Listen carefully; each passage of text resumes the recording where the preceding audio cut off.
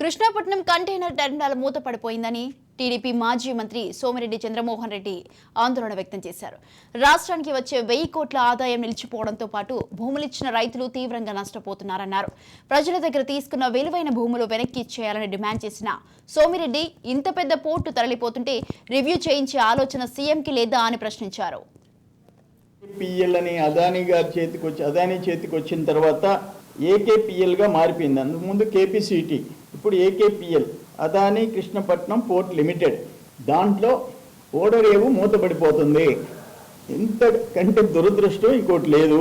2014-19లో దాంట్లో ఎగ్జాంపుల్ ఏంటంటే 6 లక్షల కంటైనర్స్ పర్ ఇయర్, రెవెన్యూ 9 లక్షల, టర్నోవర్ 9 లక్షల కోట్లు, స్టేట్ ట్యాక్స్ 800 నుంచి 1000 కోట్లు పర్ ఇయర్.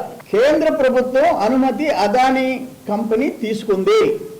ఇక్కడ కంటైనర్ కార్గోని క్లోజ్ చేసి కృష్ణపట్నంలో డర్టీ కార్గోకి పరిమితం చేసి తమిళనాడులో కాటుపల్లికి, ఎన్నూరికి ఆయన ఈ కంటైనర్ టెర్మినల్ని ఆడకు మార్చుకునేదానికి, కంటైనర్ కార్గో టెర్మినల్ని మార్చుకునేదానికి కేంద్ర ప్రభుత్వం అనుమతి ఇచ్చింది.